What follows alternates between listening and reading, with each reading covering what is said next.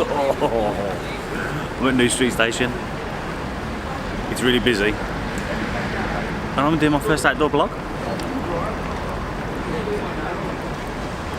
I must look like a right muppet.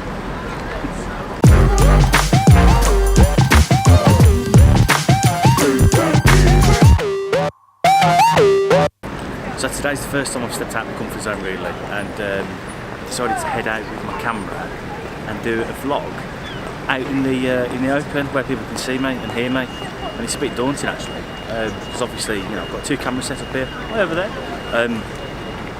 The idea of today really was to give you a short review on the Canon 24-70 1.4, sorry, f4 lens, and to tell you why it's my favourite go-to lens for street photography. Now, I wanted to show it you here in my hands, but I'm filming me on it now, and that's what you're looking at me through. So, can't show it you. But at the moment, I'm filming on my 70D. Right, yeah. Oh, somebody's already walked past and asked me if this is going to be on TV later. It's really not going to be on TV later. I'm not that popular anyway. I think at the moment I've only got 12 subscribers.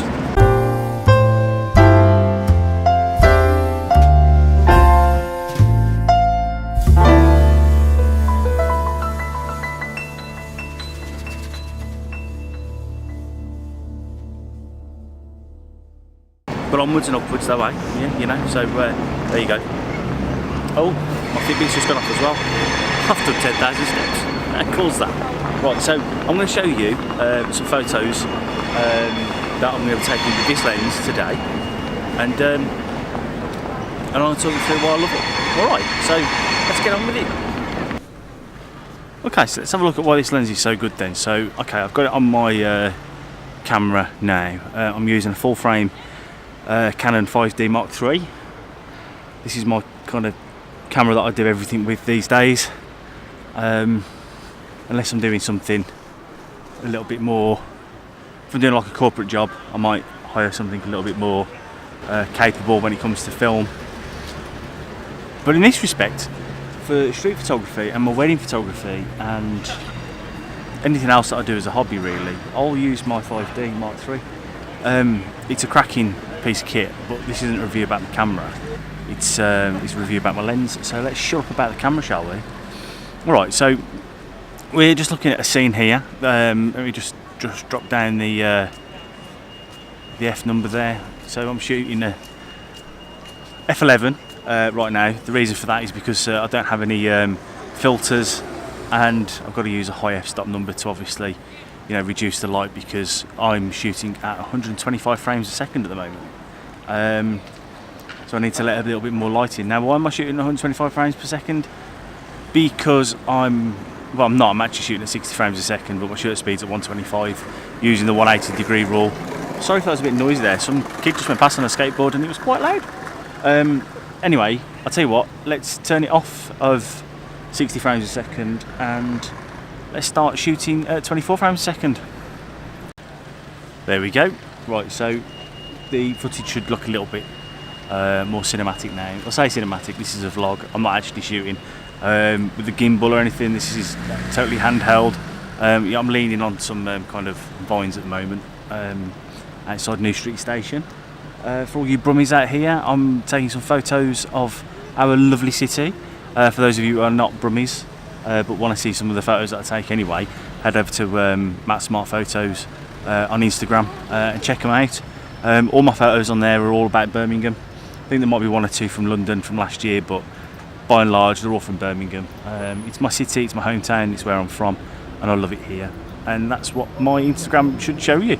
Any road. So let's get back to this lens. So I'm shooting f16 at the moment because I dropped my shutter speed down to 50th of a second, so I need to cut out more light.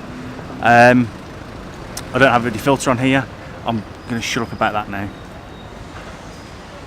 So I'm shooting what are we on? Yeah, 24mm. So we're zoomed right out as far wide as we can go. As you can see, you do get quite a good field of view. It's very very wide. It's not ultra wide, but you don't want it to be ultra wide, do you, I suppose? That's wide enough, I think, for street photography, unless of course you're doing specifically architecture work and you want to actually get more of something a bit more wide, like an 18mm or a 16mm. But for me, for everyday work, this is perfect. It's the lower end of the telephoto end of the spectrum. I don't know. Do you call it a spectrum? I don't know. Maybe not. So let's go and have a little walk.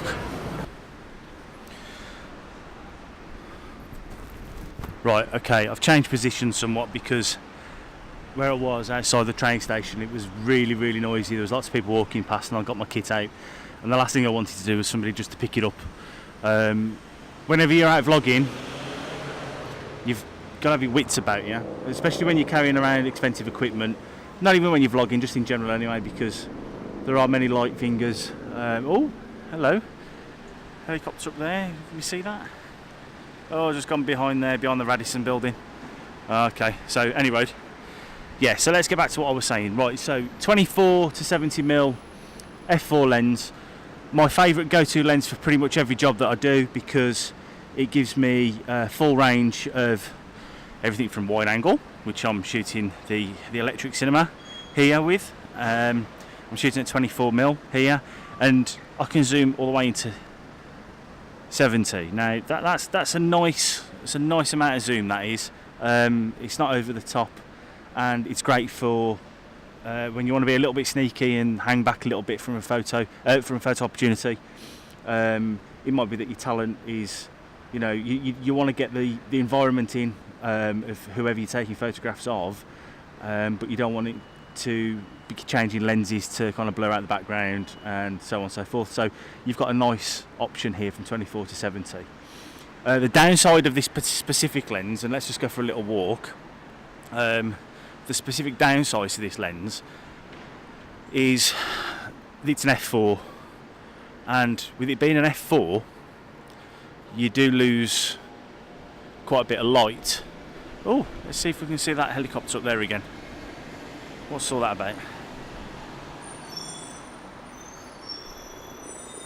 No, he's hovering. I don't think he's doing anything interesting. Maybe watching the traffic. Anyway, let's get back to it. Right, so many wedding photographers will tell you that the f2.8 is the preferred lens, and quite rightly so. I would agree with that. f2.8 is the way to go, if you can afford it, that is. Unfortunately, I can't. So let's just have a look at this scene here. Where are we? We're at the back end of Birmingham New Street, the John Lewis side. Now, looking down onto the old, what's this area called? I forgot what it's called. Any road, doesn't matter. So yeah, I'm shooting 24mm right now, so I'm getting the full frame in, getting people walking by. Let's see if we can get a nice photo here.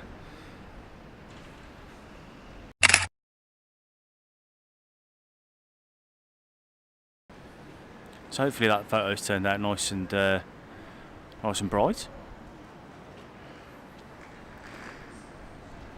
I'll just stand here and watch the world go by all day, couldn't I? What about you? Okay, so I forked out for the L lens. I couldn't afford the 2.8, but I did get the L series. I don't know if there is an EFS lens or one of the other types of lenses that Canon do that are equal, but I wouldn't go for anything less than an L series lens now, because the experience that I've had with them is they are so sharp. They are razor sharp when you need them to be. Let me just get that more in focus there. It's absolutely cracking, the sharpness on these lenses. Now, you will get a little bit of barrel distortion at 24mm, so when you zoom right out, you will get a little bit of the, round the edges. But you know what? It's not a big deal, because, the first thing I do when I go into Lightroom is apply lens corrections, which fixes all that, really. So let's stop chatting. Let's have a look at some photos.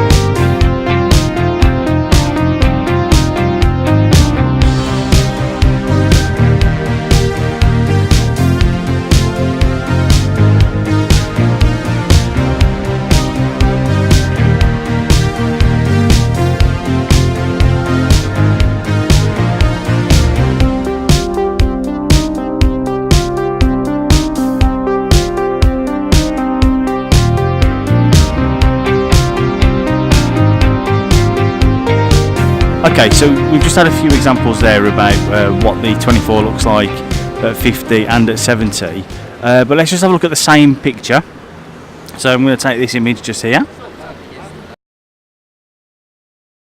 So you've just seen there some comparisons between 24-70 and 50mm. You can see it's a really good wide view to a quite a nice crop, really. It's great for portraits. It's great for, you know, architectural stuff. This lens is a great all-rounder, and you know what? It's not heavy. It's a really comfortable lens to hold. The focusing ring on it is really smooth. The zooming in and out you can do in one full motion. You know, you don't have to go around and then go around again. So, you know, it's really nice. It's a really nice lens to use. I'll link below where you can go and purchase this lens. This is the latest version of this particular one. So I'll do an update when the next one comes out. There is a rumour going around that there is another version on its way.